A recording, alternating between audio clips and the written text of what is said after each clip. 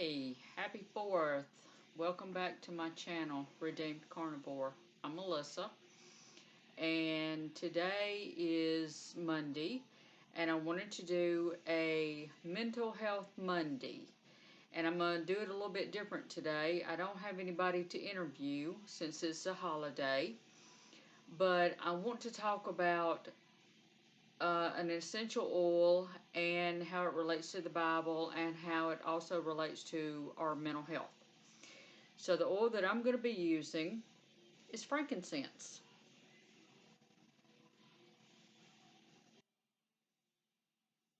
All right. This is a 15 milliliter bottle. That's what it looks like. It does have the nutritional value on it. Sorry, I ain't got my glasses on. Um, it has a glare on my glasses from the light. And this oil is kind of expensive, but as we get through the in the Bible, you'll see why it's so expensive. All right, the book that I use, let me get the front of it, is this. And this is a older edition. I don't have a newer edition. But it's got all the oils in it. Now, doTERRA has added new oils, so some of the oils are not in here. But this is what I'm going to be reading. And what it does, it tells you, because this is for emotion, this is emotions part. Frankincense does a lot more than just emotions. It's called the King of Oils, and you'll see in a minute why it's called the King of Oils. If you know anything about the Bible and frankincense, you know that that was one of the oils that the kings brought to Jesus when he was young. I'm not going to say when he was a baby because there's debate on how old he actually was. They said he was not a newborn. He was probably 3 to 6 months old. I don't know. I wasn't there. I'm just going by, so I'll just say when he was young. Okay, let me get my glasses on for this because I will need them. Frankincense is the oil of truth. Frankincense reveals deceptions and false truths. It invites individuals to let go of lower vibrations, lies, deceptions, and negativity. This oil helps create a new perspective based on light and truth. Frankincense recalls to memory spiritual understanding, gifts, wisdom, and knowledge that the soul brings into the world. It is a powerful cleanser of spiritual darkness. Frankincense assists in pulling the scales of darkness from the eyes, the barriers from the mind, and the walls from the heart. Through connecting the soul with its inner light, this oil reveals the truth. Frankincense supports in creating a healthy attachment with one's Father. It assists in spiritual awakening and helps an individual feel the love of the divine. And they say the divine, I'm going to say God. When one has felt abandoned or forgotten, frankincense reminds them that they are loved and protected. While this oil is incredibly powerful, it is also gentle, like a loving father who nurtures, guides, and protects.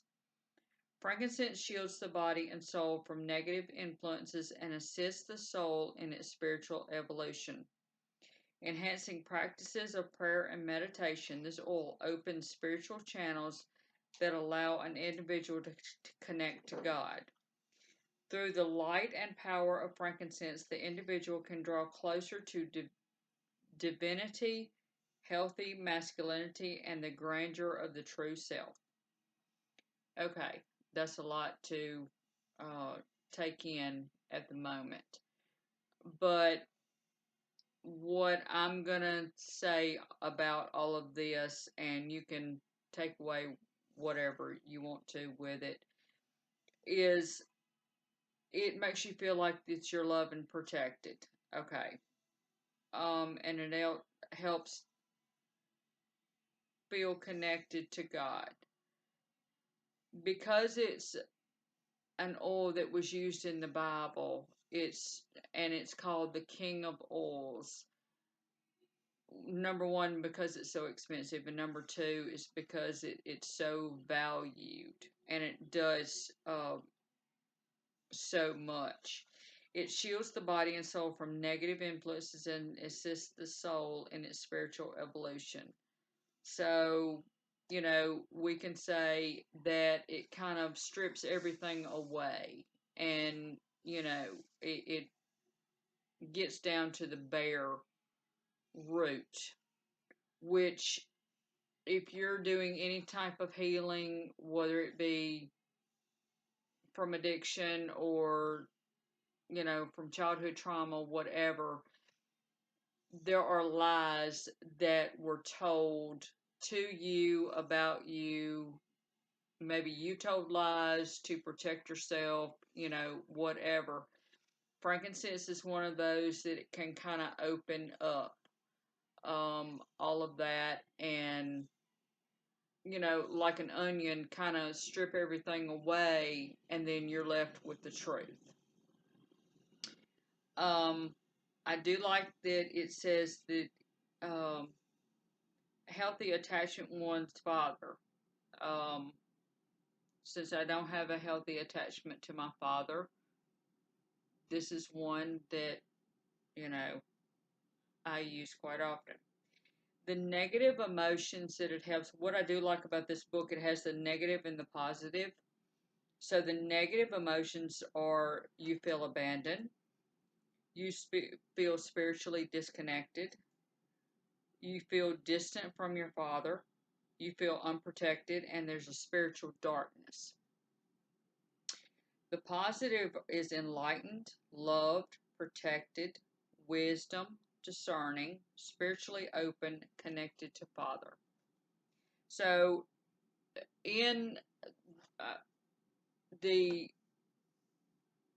doTERRA business, and, anybody that is familiar with oils, if you don't know what to use, or if you don't, if you want something to really kind of compound another oil, or you need it to kind of drive into the body deeper, use frankincense.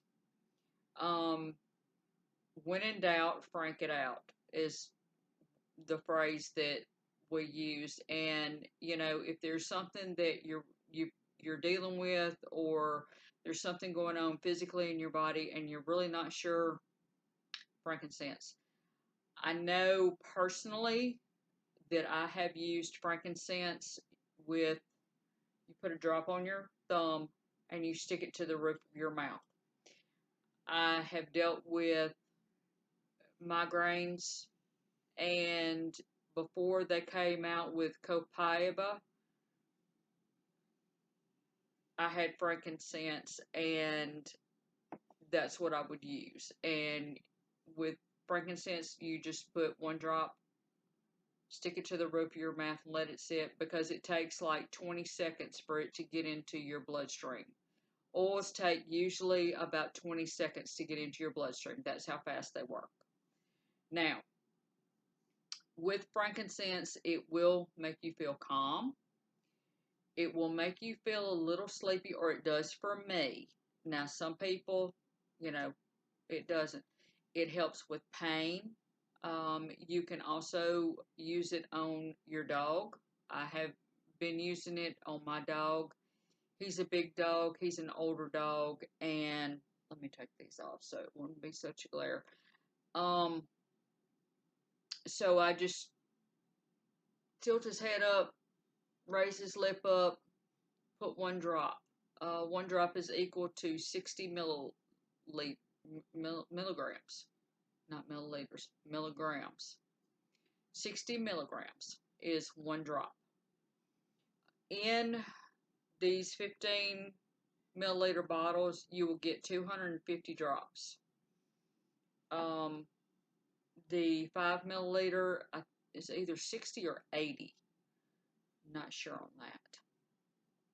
But with oils like this, you can use them as often as you need to. There's no side effects. Now, you might be a little sleepy and you might doze off, but you can diffuse it, you can rub it on you, you can take it. Now, does it taste good? No. If it's a fresh bottle, it tastes better than the older bottle. It is a resin from a tree, so that's exactly what it tastes like. It tastes like varnish. Copaiba tastes about the same. I'm used to the taste of copaiba, so because that's what I use whenever I have a migraine or any kind of inflammation. Frankincense is good for pain. So, with all of that, gave you a little bit of kind of the gist of frankincense. I'm going to get into the Bible part of it. I'm going to be going from the Old Testament,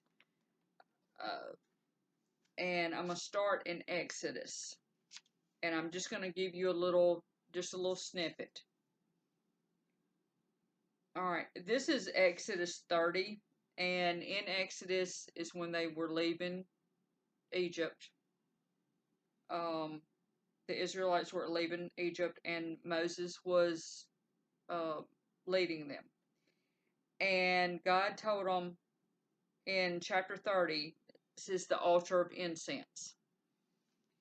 And it went over the altar, the ransom money, the bronze basin, the anointing oil, and the incense.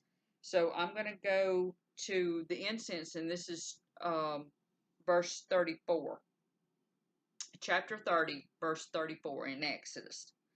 Then the Lord said to Moses, take of sweet and fragrant spices, stachy, onycha.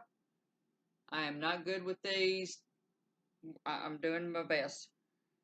Galbanum, sweet and fragrant spices with pure frankincense. There should be an equal amount of each. And make an incense with it, a perfume, the work of a pure perfumer, salted, pure, and sacred. So back then they had perfumers like we kind of do. You've got your different fragrances that these companies make.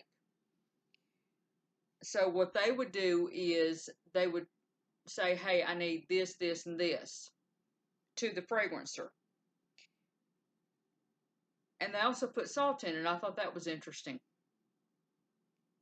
You shall crush some of it into a very fine powder and put some of it before the testimony in the tent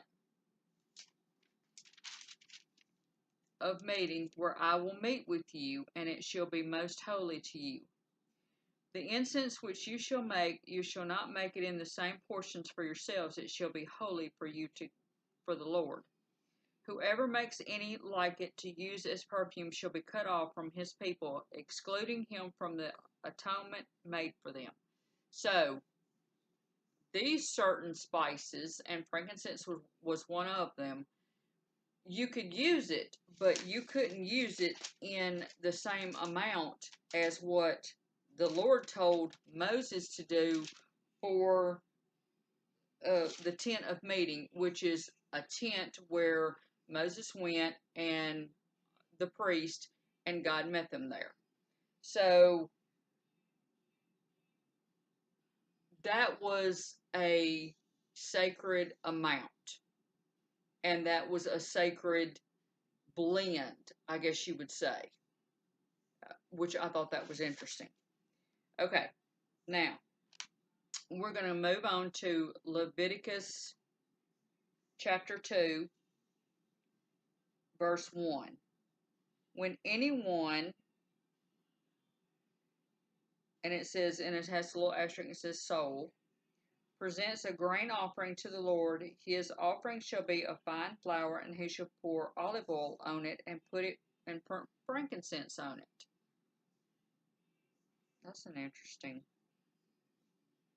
Then he shall bring it to Aaron's sons, the priest. Out of it he shall take a handful of the fine flour and oil with all of its frankincense, and the priest shall offer up this in smoke on the altar of burnt offering as a memorial portion of it.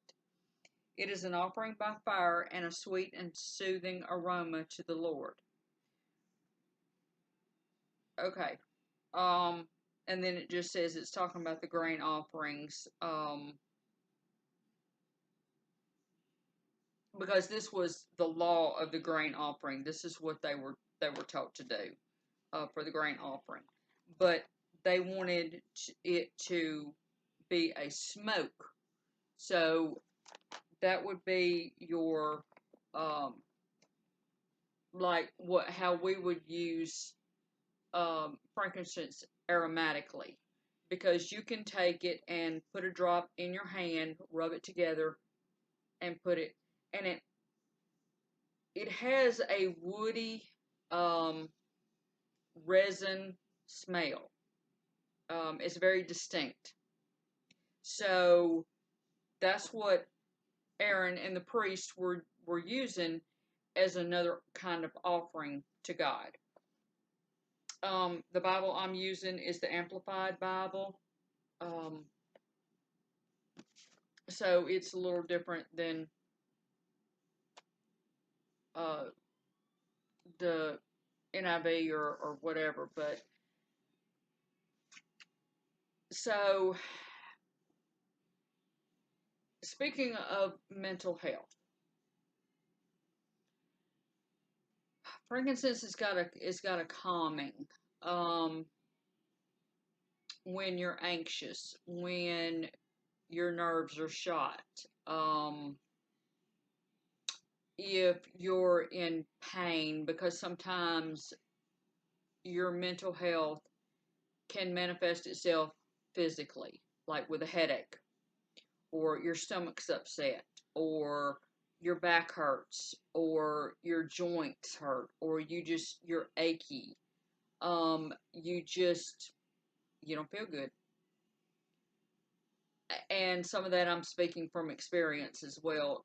Uh, my anxiety can get kind of high, and I can, you know, have no energy, not feel good, just I don't want to interact with anyone. I just want to be by myself. And I'll just drop this in my mouth. It's not all that great, but gets the job done. I want to talk about too, and I talked about this with Amy Holtz. There are different labels for different types of oils, and I don't have one around me that doesn't have the nutritional. But what we always say is, number one, know your oils. Know where they're coming from. If you are getting them from, I'm going to do a disclaimer. And this is not to sell.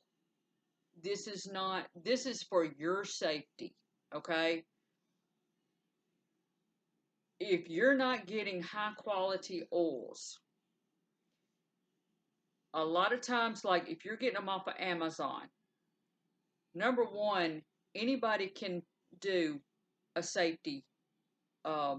This has the ring, like when you open it up, like you open up like a Coke bottle, and it has this on there. Okay, that's a safety thing. Anybody can put a new one on here. You can get them off of Amazon. I've looked it up because I didn't think you could, but you can. Also, some of these oils, because they are so expensive, some companies will cut these oils with some stuff that you don't want to be using on your skin, or you don't want to be ingesting. That's why I say high quality oils. All right, this has that code on there. You can scan it with your phone, and it will take you to the website, and it will show the purity.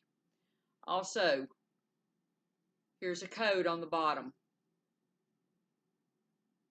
Can you see that? All right. Let me put my glasses on. This code has an expiration date on it, and it has a number on it. This is the lot, like your lot number, okay? It is also a certified, pure, tested grade oil. That means it has been third-party tested. They have done rigorous testing. There it is. They have done rigorous testing on this oil to make sure that it is absolutely pure. Now, am I saying just go with doTERRA? Go with whatever you want to. But I'm just trying to warn you the safety of some oils. Don't go buying your oils from the grocery store. Don't go buying your oils from Walmart. Don't go buy your oils from a nutrition store. I've been in there. Those are not any good. I wouldn't even just diffuse them because you don't know what's in them. You don't know how they're tested. Okay. Nutrition label. It has one on there. If it has a nutrition label, then that means it is able to be ingested. If it does not have a label on there, if it doesn't have the nutrition label on there, it will have a label. But if it doesn't have the nutrition label on there, do not ingest it. Like, I'm trying to think of an oil that you can't ingest. Because you can ingest like lemon, lavender, peppermint, some of the ones that you can cook with, oregano, thyme, coriander. You can cook with those, so obviously you can ingest those. Breathe is one of them. Breathe is a blend of oils to open up your sinuses and your lungs. You cannot ingest that because it does not have a nutritional label on there. Cedarwood is another one, and cedarwood's actually in the Bible too. You cannot ingest cedarwood. And it will not have a nutrition label on it. It'll have a label. So, for your mental health, I think a lot of times it's good to incorporate oils, incorporate things that help you calm, help you to maybe center or to get your mind focused, or just to take a break sometimes. Like I said, or I use a veggie capsule. If it's going to be like 2 or 3 oils that I'll just take a veggie capsule and put a couple of drops in there and take it. I do that with Digest Zen because I cannot stand the anise flavor. It's a licorice. It's no. They've improved it, but I still don't like it. And it's kind of strong. So I take it in a veggie capsule. You could do frankincense on that. Like if you're having a backache or your knee hurts or something like that, you can rub it on your temples right here. I've even taken an oil and rubbed it on the tip of my nose to smell, like if you're nauseated. So that's really about it. Oh, I wanted to also tell you, today is my 2-year anniversary of sobriety. I am very excited about it. I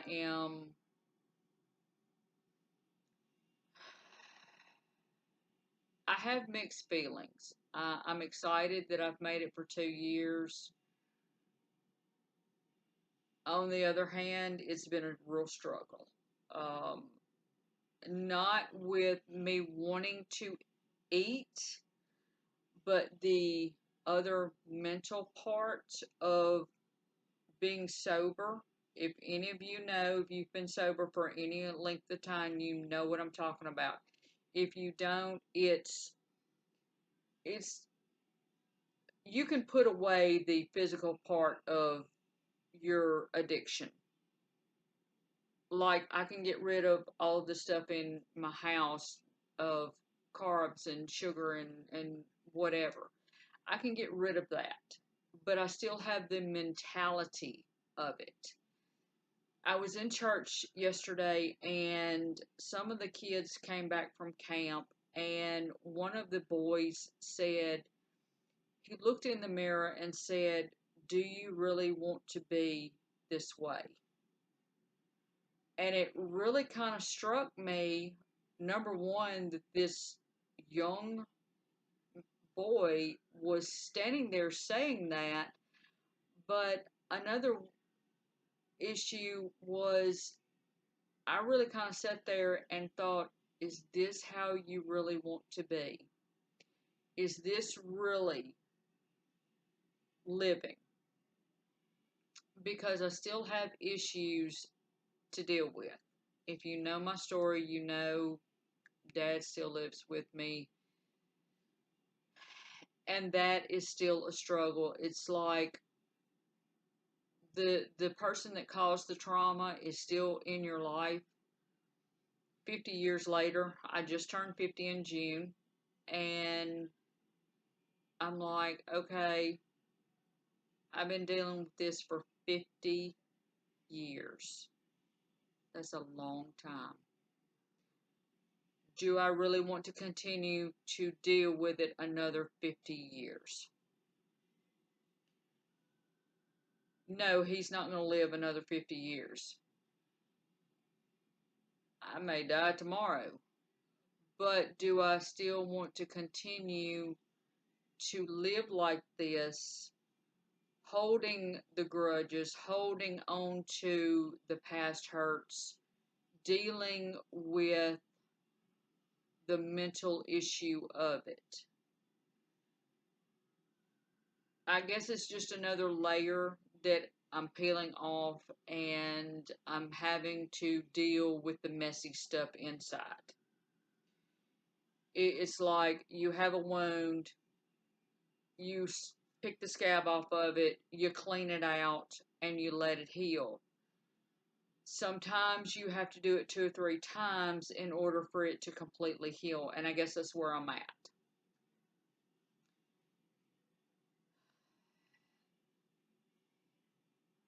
I don't know how to get past it right at this point. I've prayed, I've asked God to give me peace, give me joy, to help me forgive because I can't forgive on my own. That's one thing that I've tried to do on my own, and I can't do it. I can't do it without God. I cannot forgive and live in the same household with a man that caused this childhood trauma and take care of him, some physically, some emotionally. you know, I am a people pleaser and I'm trying to stop that. It's hard to set boundaries for me, but I'm having to learn them. And I'm having to learn that I can't make anybody else happy but me. I wrote down, before I go, I wrote down something in my planner for the month, and you can't control anyone, worry about anyone, will anyone to do something. You can't make anyone happy. Focus on controlling, worrying about yourself. pray for them, and leave it all in God's hands. I wrote that so that I can see it. Because I can't make anyone happy. I'm not Willy Wonka. I can't will somebody to change. I can't force somebody to change. I have to accept them how they are. And that's hard for me to do because there's a lot of times to where I put expectations on people. I can't put expectations on anybody. The only person that I can control is myself. And sometimes I don't do a good job of that. And that's where God comes in, and that's where I have to say, okay, God, I can't do this, and I'm going to need your help.